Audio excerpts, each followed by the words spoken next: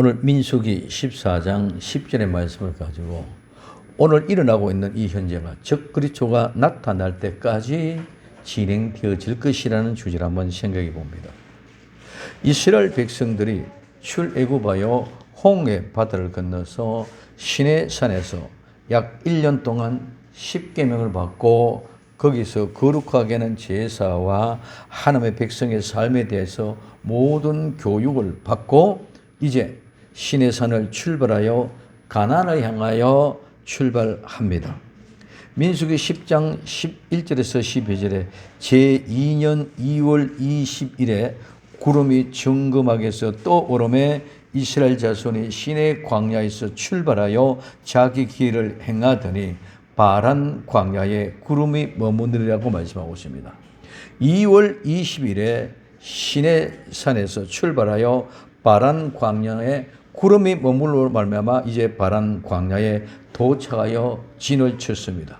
구름 기둥과 불 기둥이 인도해 가는 곳으로 갔는데 이제 구름 기둥이 머무니까 그 자리에 이제 진을 쳤습니다. 텐트를 친 것입니다. 그래서 뒤에 민수기 12장 6절에 16절에 그 후에 백성이 하세롯에서 진행하여 바란 광야에 진을 치니라. 자, 바란 광야에 도착해서 바란 광야에서 진을 쳤는데 이 바란이 말은 동굴이 많은 곳입니다. 그래서 동굴의 곳이라는 그런 뜻을 가지고 있습니다. 그래서 이제 바란 광야에서 진을 치고 하나님이 가나안에 들어가게 하기 위하여 각 지파에 한 사람씩 대표를 정하여 가나안 땅을 정탐하게 하십니다. 민수기 13장 1절에서부터 2절에 여호와께서 모세에게 일러 가라사대 사람을 보내어 내가 이스라엘 자손에게 주는 가나안 땅을 탐지하게 하되 그 종족의 각 지파 중에 족된 자 한 사람씩 보내라가 말하고 있습니다. 그래서 각 지파에 족장된 한 사람씩에서 12명을 모세가 파송을 합니다. 그러면서 말합니다. 민수기 13장 17절에서 20절에 모세가 가나안 땅을 탐지하러 그들을 보내며 이르되 너희는 남반길로 행하여 산지로 올라가서 즉 남쪽으로 내려가서 산지 산 쪽으로 높이 올라가서 그 땅이 어떠함을 탐지하라. 곧 그 땅의 거민의 강약과 다소 즉 그 땅이 어떤 것인가 탐지해라. 그래서 그 땅에 있는 강하고 약한 곳, 그 다음에 사람이 많고 적은 곳, 그들이 거하는 땅 호불호와 즉 좋고 나쁜 것과 거하는 성읍이 진영인지 산성인지, 그리고 토지와 후박, 기름진 땅과 메마른 땅, 수목의 유문이라 담대하라. 또 그 땅 실과를 가져오라 하니 그때는 포도가 처음 익을 즈음이었더라고 말씀하고 있습니다. 그래서 정탐꾼들이 이제 민수기 13장 23절에 또 에스겔 골짜기 이르러 거기서 포도 한 송이 달린 가지를 베어 둘이 막대기를 꿰매고 또 석류와 무화과를 치하니라 말하고 있습니다. 그래서 이제 이 포도송이 한 막대기를 둘이서 앞에서 걸어서 치고 무화과 나무와 오늘 석류도 함께 같이 취해서 가지고 돌아와서 보고합니다. 민수기 13장 25절에서 29절에 40일 동안 탐지하기를 마치고 돌아와 바란 광야 가드세에 이르러 모세와 아론과 이스라엘 자손 온 회중에게 나와 그들에게 회부하고 그 땅 실과를 보이고 말하고 있습니다. 그래서 40일 동안 땅을 탐지하고 돌아와서 바란 광야, 지금 바란은 어떤 곳이겠습니까? 동굴이 많이 있는 곳이라고 했습니다. 그런데 그 동굴이 많이 있는 곳에 가데스라는 것, 이 가데스라는 말은 신성한 곳입니다. 오늘 우리는 세상에 교회가 많이 있습니다. 많이 있는 그 교회들 중에 특별히 하나님의 구분된 신성한 교회가 있는 줄 믿으시길 바랍니다. 그와 마찬가지로 바란 땅의 광야에, 바란이라는 넓은 광야에 많은 동굴이 있는데 오늘 가데스라는 그 지역이 있어 신성한 곳에서 보고를 합니다. 모세에게 보하여 가로되 당신이 우리를 보낸 땅에 간 적 과연 젖과 꿀이 그 땅에 흐르고 이것은 그 땅의 실과입니다. 즉 포도송이를 나무에 꿰서 둘이서 메고 왔는 그것과 오늘 성류와 무화과를 내어 보이면서 이것이 그 땅의 실과라고 고백합니다. 그러나 그 땅의 거민은 강하고 성읍은 견고하고 힘이 큰 뿐 아니라 아낙 자손을 보았으며 아멜렉인은 남방 땅에 거하고 헷인과 여부스인과 아모리인은 산지에 거하고 가나안인들은 해변과 요단가에 거하더이다 하고 말한 것입니다. 그래서 정말 그 땅은 젖과 꿀이 흐르는 땅인데 너무너무 좋은 땅, 이 과일이 입증을 합니다. 그러면서 그런데 거기는 너무 강하고 그 성이 견고하기 때문에 절대로 우리가 쳐 들어갈 수가 없습니다. 이 구호입니다. 마치 창세기 6장에서 노아가 홍수 심판을 멸망받기 전에 있던 그런 아말렉, 그런 군사, 그런 군장들이 다 있어서 거민이 강하고 성읍이 견고하고 힘이 클 뿐만 아니라 아낙 자손이 있다. 아말렉이 있다. 이와 같이 얘기합니다.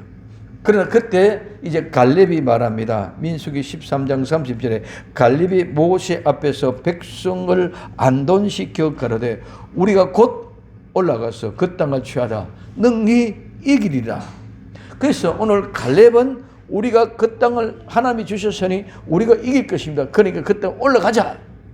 그런데 나머지 8명이 또 말합니다. 민수기 13장 31절부터 33절까지 그와 함께 올라갔던 사람들은 가로되 우리는 능히 올라가서 그 백성을 치지 못하리라. 그들은 우리보다 강하니라 하고 이스라엘 자손 앞에서 그 탐지한 땅을 악평하여 가로되 우리가 두루 다니며 탐지한 땅은 그 거민을 삼키는 땅이요 거기서 본 모든 백성은 신장이 장대한 자들이며 말하고 있습니다. 거기 또 네피림 후손 아낙 자손 대장부들을 보았나니 우리는 스스로 보기에도 메뚜기 같다. 자, 그들을 보기도 그와 같았을 것이라고 말씀하고 있습니다. 이때 온 회중의 모습은 이들은 어떠합니까? 한번 보시죠. 이들은 하나님의 말씀은 아무 관심이 없습니다. 8명 정탐꾼의 말에만 현혹이 되어 있습니다. 그래서 민수기 14장 1절에서부터 4절까지 온 회중이 소리를 높여 부르짖으며 밤새도록 백성이 곡하였더라. 이스라엘 자손이 다 모세와 아론을 원망하며 온 회중이 그들에게 이르되 우리가 애굽 땅에서 죽었거나 이 광야에서 죽었다면 좋았을 것을 어찌하여 여호와가 우리를 그 땅으로 인도하여 칼에 망하게 하려고 하는고 우리의 처자 즉 아내와 자녀가 사로잡히리니 애굽으로 돌아가는 것이 낫지 아니하냐. 이에 서로 말하되 우리가 한 장관을 세우고 애굽으로 돌아가자 합니다. 지금까지 이스라엘을 인도해왔던 모세와 아론은 이 말을 듣자 이스라엘 온 회중 앞에 엎드렸습니다.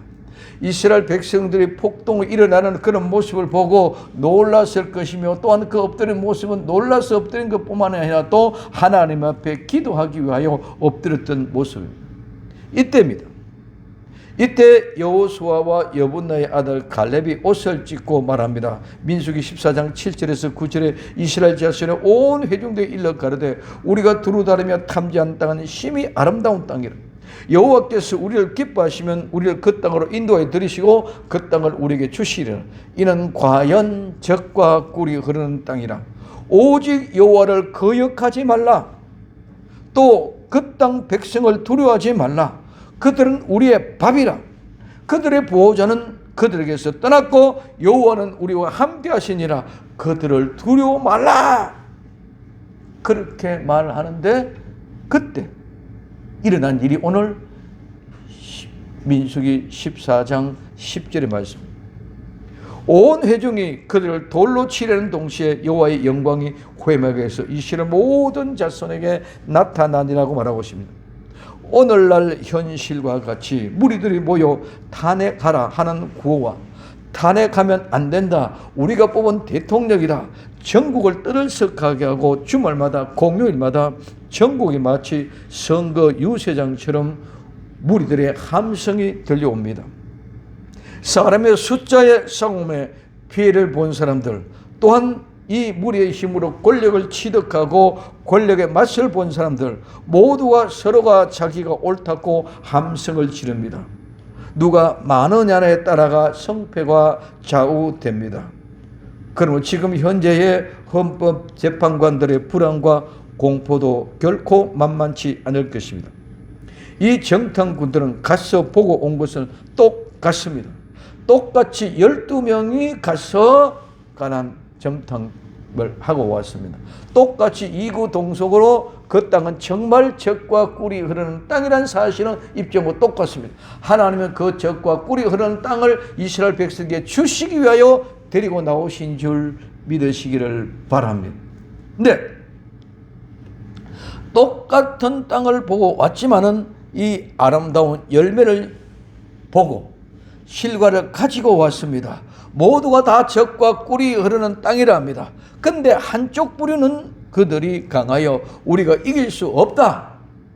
또 한쪽 부류는 우리는 하나님이 우리에게 주신 것이 때문에 우리가 정복하면 된다. 한 부류는 너무 강하다. 그러니 우리는 절대로 들어갈 수 없다. 한 부류는 하나님이 주신 것이니까 우리는 정복하면 된다. 이 두 부류가 되어서 싸워보십니다. 그러면 어느 부류 말이 맞습니까? 모두 말은 맞는 말입니다. 왜? 저가 너무 강하다고 하는 사람은 인간의 우리의 생각을 보고 그대로 보고 했기 때문에 믿음이 생각 없이 그냥 현실 그대로를 이야기한 것이고, 오늘 두 명 여호수아와 칼렙은 본 사실이 중요한 것이 아니라 본 것을 뭘 봐서 하나님의 말씀하는 젖과 꿀이 흐르는 땅을 내게 주신다. 그 젖과 흐르는 땅을 우리에게 주시기 위하여 우리를 이기까지 데리고 왔으니 우리가 믿음으로 들어가면 우리가 반드시 이기게 되어져 있다. 저들이 아무리 강하고 저들이 성벽이 아무리 단단할지라도 우리가 믿음으로 이기고 나아가면 하나님이 모든 것을 해주시기 때문에 우리가 반드시 승리한다. 그래서 한쪽 부류는 믿음을 보고 얘기하는 것이고 한쪽 부류는 현실 보고 얘기하는 것뿐입니다. 그러면 이와 같은 모습 속에서 어느 부류가 말이 맞다. 우리 인간적인 생각은 현실을 보고 얘기하는 사람과 믿음을 가지고 사는 사람과 차이가 있을 뿐이라는 것입니다. 그래서 우리는 중요한 것은 하나님의 말씀을 믿고 행하느냐 그렇지 아니하느냐의 차이입니다. 그래서 우리는 하나님 말씀을 주시면 그 말씀을 아멘하고 믿고 그대로 실천을 하느냐 실천하지 아니하느냐의 차이나만. 근데 오늘 우리는 너무 많은 사람들 모두가 다 현실만 바라보고 현실적으로 생각하고 그 된다 안 된다 강하다 우리는 약하다 포기한다는 것입니다. 그러나 여호수아와 갈렙은 뭐라고 합니까? 하나님이 젖과 꿀이 흐르는 땅이라고 분명히 말씀하셨고 그 땅으로 우리가 데리고 인도에 가시겠는데 그 땅을 주기 위해서 여기까지 데려왔으니 저들이 아무리 강하다 할지라도 하나님이 우리에게 주신 땅이다. 아멘하고 들어가자는 것입니다. 그래서 믿음은 그냥 아멘이 안 됩니다. 절대로 그 믿음은 실제를 이루는 삶이 있어야 됩니다. 말만 하고 아는 지식은 귀신 들고 알고 있습니다. 성도는 반드시 삶의 실제를 이루어야 하는 것입니다. 즉 열매를 맺어야 합니다. 야고보서 2장 17절에서 26절에 이렇게 말씀하고 있습니다. 이와 같이 행함이 없는 믿음은 그 자체가 죽은 것이라. 혹이 가로되 너는 믿음이 있고 나는 행함이 있으니 행함이 없는 내 믿음을 내게 보이라. 나는 행함으로 내 믿음을 내게 보이리라. 행함이 없는 것은 보여줄 수가 없습니다. 내가 하나님은 한 분이신 줄을 믿느냐? 잘 하는도다. 귀신도 믿고 떠느니라고 말하고 있습니다. 아, 허탄한 사람, 행함이 없는 믿음이 헛것인 줄 알고자 하느냐? 우리 조상 아브라함이 그 아들 이삭을 제단에 드릴 때에 행함으로 의롭다 하심을 받은 것이 아니냐? 내가 보거니와 믿음이 그 행함과 함께 일하고 행함으로 믿음이 온전케 되느니라. 즉 믿음과 행함은 같이 일을 한다는 것입니다. 그래서 경에 이른 바 아브라함이 하나님을 믿으니 이것을 의로 여겼다는 말씀이 응하였고 그는 하나님의 벗이라 칭함을 받았나니 이로 보건대 사람의 행함으로 의롭다 하심을 받고 믿으로만 아니라고 말하고 있습니다. 또 이와 같이 기생 라합이 사자를 접다여 다른 길로 나가게 할 때에 행함으로 의롭다 하심을 받은 것이 아니나 영혼 없는 몸이 죽은 것 같이 행함 없는 믿음은 죽은 것이라고 말하고 있습니다. 세례 요한의 때부터 천국은 반드시 침노하는 자의 것입니다. 마태복음 11장 12절에 세례 요한의 때부터 지금까지 천국은 침노를 당하나니 침노하는 자는 빼앗느냐고 말씀하고 있습니다. 우리의 현실은 믿음에 실제가 없습니다. 말은 믿음, 하나님, 예수님 얘기하는데 믿음의 삶에 실제가 없습니다. 믿음은 절대로 그냥 말이 아니고 실제 삶으로 이루어내야 하는 것입니다. 가나안 땅은 그냥 주시는 것이 아닙니다. 이스라엘 백성이 이집트에서 출애굽에서 그냥 가나안 땅을 뚝딱 내게 주는 것이 아닙니다. 이집트에서 출애굽에서 홍해 바다를 건넜습니다. 광야의 40년의 생활에 그 사막의 길을 왔습니다. 그 끝이 끝이 나고 마지막에 요단강, 죽음의 강을 건너서 가나안 땅에 들어갑니다. 그러면 가나안 땅에 들어가는 것도 그냥 주는 것이 아니라 우리가 가나안 땅을 점령해야 됩니다. 가나안 7족속들을 쳐부수고 싸워서 이겨서 쉽게 말하면 땅 따먹게 해서 우리가 그 땅을 빼앗아야만 가나안 땅이 우리의 것이 된다는 것입니다. 천국도 마찬가지입니다. 그냥 예수님 믿으면 아멘으로 천국이 우리에게 주어지는 것이 결코 아닙니다. 예수님 믿음으로 우리는 생활의 삶 속에서 교회에서 신앙생활하며 하나님의 말씀을 들어서 교회에서 광야의 생활을 40년의 여정을 생활을 살아갑니다. 그리고 반드시 그 교회의 생활에서 끝이 나면 죽음의 강 요단강을 건너 죽음을 건너 오늘 우리에게 천국이 주어지게 되어져 있는 줄 믿으시기를 바랍니다. 그래서 반드시 정복하고 빼앗아야 됩니다. 그러나 그것은 우리의 기술과 우리의 능력과 우리의 힘으로 하는 것이 아니라 우리는 믿음으로 나아가면 하나님이 우리에게 군대 장관이 되어주셔서 그 적군을 물리쳐주시고 우리는 믿음으로 정복하고 나가면 되는 줄 믿으시기 바랍니다. 이것이 가나안을 정복하고 빼앗습니다. 그래서 하나님은 가나안이라는 천국이라는 땅을 우리에게 미리 준비해 주셨습니다. 그리고 그 장소에 놓아 주셨습니다. 그래서 우리는 그 땅에 가기만 가서 그 자리를 빼앗기만 하면 바로 우리의 것이 되는 것인 줄 믿으시기 바랍니다. 이게 하나님의 주시는 것입니다. 근데 우리는 주신다 그러니 그냥 가만히 아멘 하고 있으면 다 주는 걸로 착각하고 있습니다. 기도만 하면 응답이고 하나님 앞에 기도만 하면 모든 거 다 해결되어지는 걸로 착각하고 있습니다. 아닙니다. 우리는 기도한 가시를 그 기도한 사실을 가지고 분명하게 내가 실제로 삶을 이루어갈 때 하나님은 역사해 주시고 그 기도에 응답을 우리에게 주시는 줄 믿으시기 바랍니다. 첫 번째 온 회중입니다. 신명기 14장 10절에 온 회중이 그들을 돌로 치려는 동시에 여호와의 영광이 회막에서 이스라엘 모든 자손에게 나타나시리라고 말씀하고 있습니다. 여기 온 회중이란 말은 지금 이 회중에 있는 이스라엘 백성 군중 모두 다입니다. 여기는 온 회중이란 한 사람도 빠짐없이 전부 다라는 의미입니다.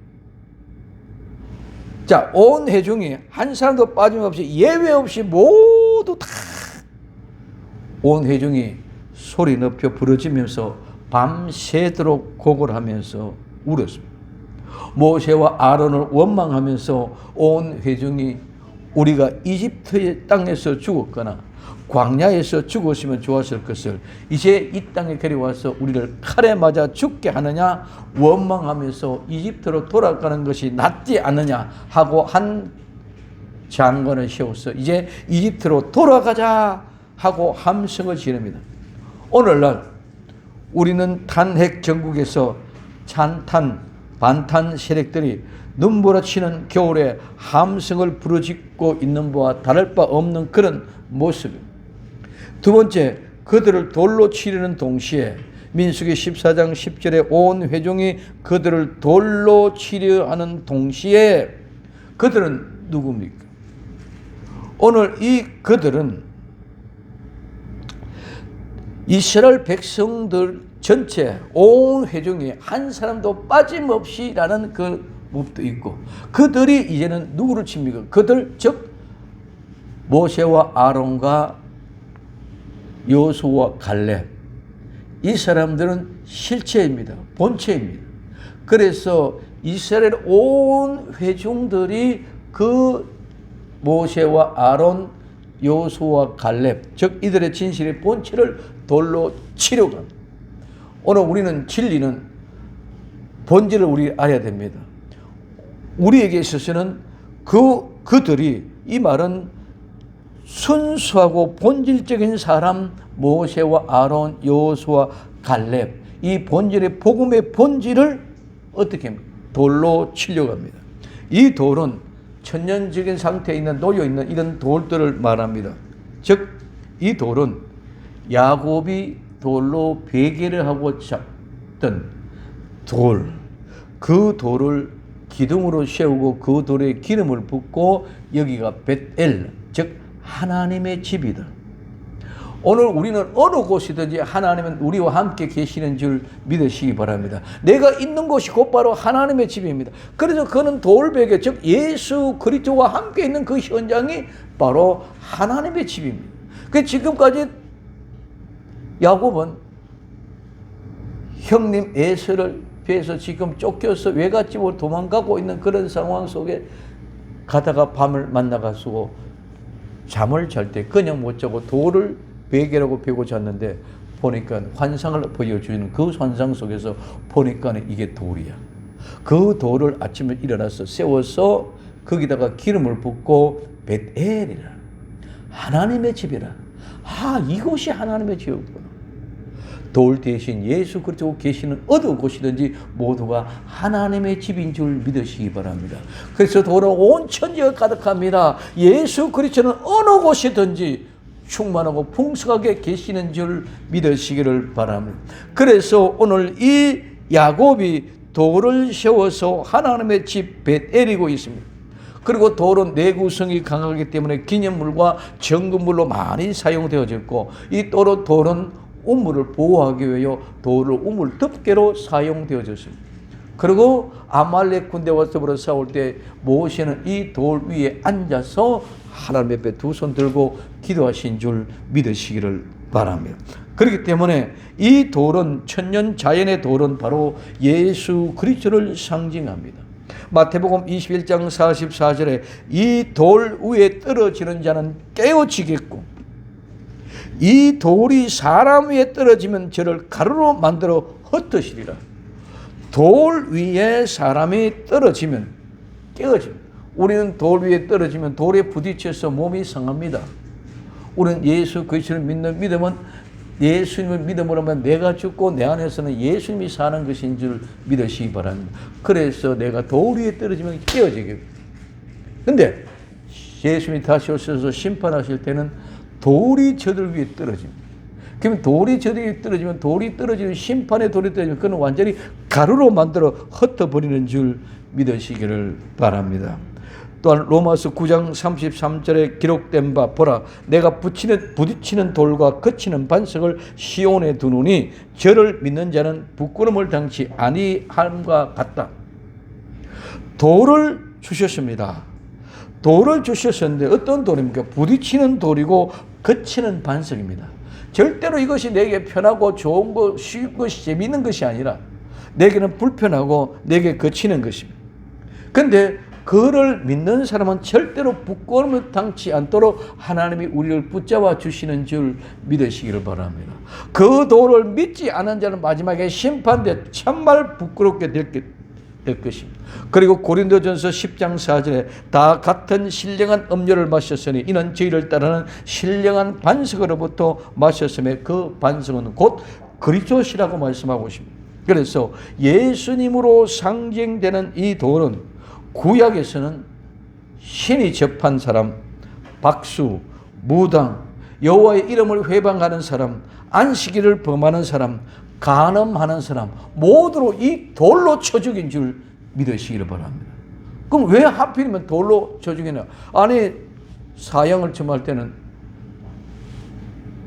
칼로 또는 우리나라 여러 가지 방법이 있죠. 사형으로 또는 이런 무기로 감옥에 가둬서 오늘 유배로 이런저런 하는데 오늘 구약에서는 유별나게 돌로 쳐 죽였습니다.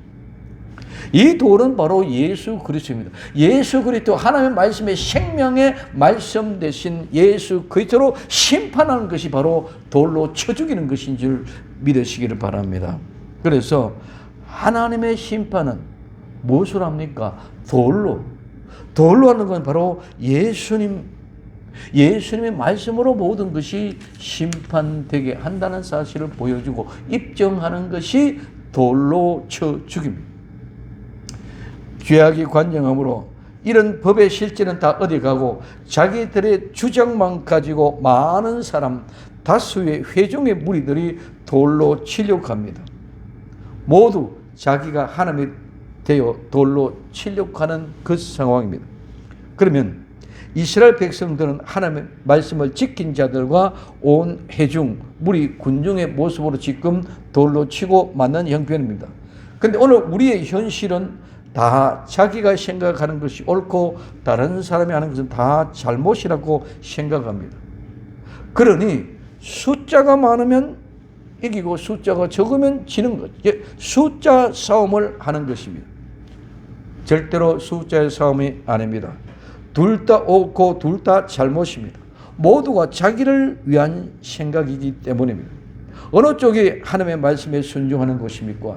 좌우, 진보, 보수, 탄핵, 반대, 어느 것이 하나님의 쪽입니다. 모두가 다 자기들의 욕망, 자기들의 쾌락을 가지고 싸우는 싸움입니다. 마치 하나님의 뜻을 자기가 실행하는 것처럼 생각하고 있습니다. 그러나 탄핵의 전국은 찬탄, 반탄 모두 하나님의 뜻을 이루고자 하는 마음은 하나도 없습니다. 모두가 다 자기 자신들의 욕망과 이익에 이끌려 자기 자신의 욕심에 이끌려 탄핵의 찬성이다, 반대다, 좌다, 우다, 진보다, 보수다 나누어져 있는 것뿐입니다. 그쪽에 어느 쪽에 한쪽에 치우쳐서 하나님은 절대로 하나 쪽에서 좌우, 진보와 보수, 찬탄, 반탄에 욕해서 이것이다 저것이다 하는 일이 없고 그런 분이 아니신 줄 믿으시기를 바랍니다. 모든 내가 결정하고 그 자리에 서 있었으면서 내가 한 것이 옳다고 입증하는 내가 하나님과 같이 되었다는 입증하는 증거가 바로 그와 같은 모습으로 상대방은 적이고 나만이 옳은 걸로 착각합니다.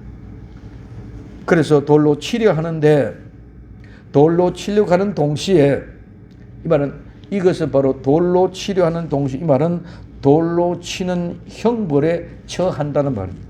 그래서 돌로 쳐 죽인다는 말입니다. 그래서 돌로 쳐 죽이는 즉 돌로 심판은 막 하려고 하는 그 순간에 세 번째 여호와의 영광이 회막에서 이스라엘 자손에게 나타납니다. 민수기 14장 10절에 온 회중이 그들을 돌로 치려는 동시에 여호와의 영광이 회막에서 이스라엘 모든 자손에게 나타나시니라. 여기 여호와의 영광에는 두 가지 모습이 있습니다. 하나는 영광, 위엄, 장엄, 권위, 존귀.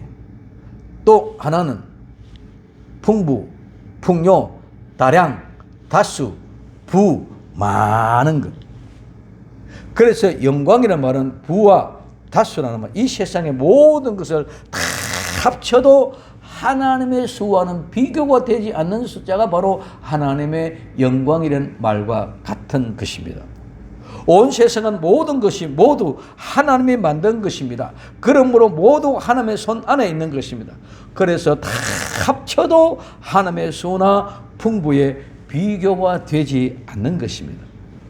모든 군대의 수를 다 합쳐도 하나님과 비교할 수 없기 때문에 전쟁의 승리도 반드시 하나님께 있는 것이고 아무리 풍부와 풍요가 많아도 모두 하나님의 손 안에 있는 것이고 아무리 많은 지식과 아름다운 지혜도 하나님의 뜻 안에 있는 것입니다.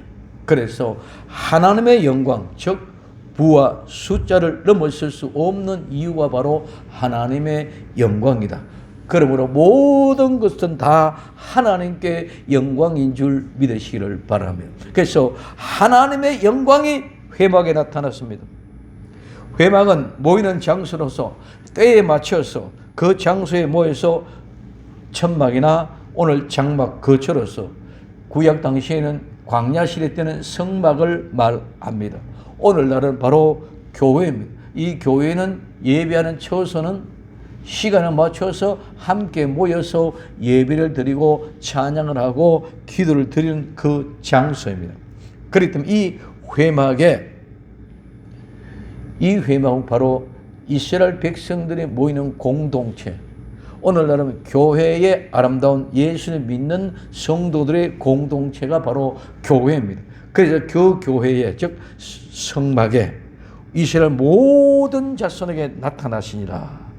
이 이스라엘 백성들에게만 하나님이 나타나신 것이 아니라 지금도 하나님의 우리의 교회 위에, 나와 여러분들의 심령 위에 우리 모든 것을 바라보고 계시는 줄 믿으시기 바랍니다. 그냥 바라보고 그냥 뿌요리 계시는 것이 아니라 하나님의 일일이 전부 다 조사하고 계수하고 관찰하고 계신다는 것입니다. 이제 다낭의 찬반은 우리의 손은 넘어간 것 같습니다. 어느 누구도 수긍하기 어려운 형국입니다. 이제는 숫자의 싸움에서 중도층이 해결할 수 있는 시간대가 지나갔고 이제는 암흑기가 분명한 사실입니다.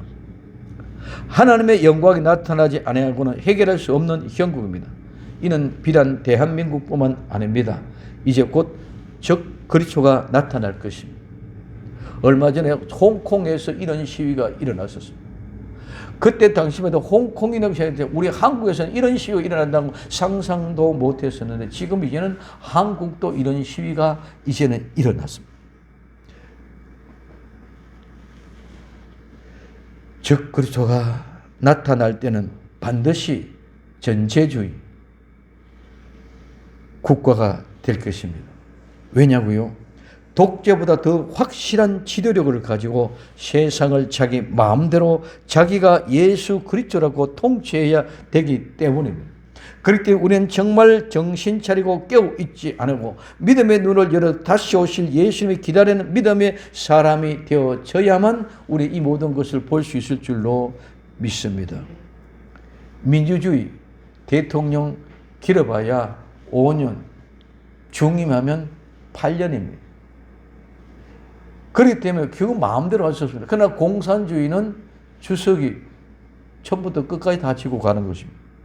그렇기 때문에 오늘 옛날에는 국왕, 임금은 그가 죽을 때까지 그 나라를 주인입니다. 그래서 짐의 나라라고 얘기하죠. 그럼 오늘 우리는 중요한 것은 오늘날 우리가 세상의 삶을 살아가고 있을 때 이때 우리 모든 형편과 사정 조건 하나도 없이 하나님은 다 허락하신 하나님의 은혜인 줄 믿으시기 바랍니다. 우리에게 좋으니까 하나님의 은혜가 되고 우리에게 나쁘니까 하나님의 은혜가 아니라 우리에게 좋든 우리에게 나쁘든 모두가 하나님의 허락해 주신 은혜일 뿐인 줄 믿으시기 바랍니다. 욥이 동방에서 최고 잘 살았고 잘 나갔을 때도 하나님의 은혜였고 마귀가 와서 시험해가지고 공간 가운데 자녀를 잃고 전 재산을 다 잃고 병들으실 때도 하나님의 은혜였습니다. 근데 우리는 이걸 생각하지 않습니다. 그냥 하나님의 은혜, 내가 편하고 좋으면 하나님의 은혜고 내가 어렵고 힘들면 하나님의 떠났다고 생각합니다. 오늘 우리의 모든 조건과 환경은 하나님이 다 알고 계시고 하나님이 허락하셨기 때문에 알고 계신다는 말씀입니다. 지금도 하나님은 나와 여러분들을 보시면서 조사하고 계신다. 지금도 나와 여러분들을 살펴보고 계신다는 사실을 꼭 명심하시기를 바랍니다. 그래서 어떤 조건이 좋고 어떤 환경이 좋고 거기에 짓눌지 말라는 것입니다. 우리 대한민국은 찬탄, 반탄으로 양분되어졌습니다. 모두가 다 자기가 옳다고 합니다. 이 말은 무슨 말입니까? 자기의 생각, 바로 하나님의 생각과 같다는 말입니다. 그리고 내가 하나님이라는 생각을 가지고 싸우고 있습니다. 그러므로 물러날 줄 모릅니다. 지난 날에는 정치가 대화가 되고 타협이 되어서 함께 갑니다. 그러나 지금은 마지막 때가 되므로 모두가 타협이라든가 대화란 자체가 되지 않고 있습니다. 이는 마지막 때가 이르렀다는 사실입니다. 지금 비록 대한민국뿐만 아니라 온 세계가 다 마찬가지입니다. 얼마 전에 홍콩에서 그렇고 프랑스, 독일, 유럽뿐만 아니라 미국, 일본 어디 없이 이제는 이런 문화가 형성되어져 갑니다. 이와 같은 시위와 군용의 무리는 적그리스도가 나타날 때까지 이제는 정화되어지고 사라져 없어지는 것이 아니라 계속 지속적으로 더 폭발적으로 일어나게 될 것입니다. 이제는 끊임없는 시위를 각오하고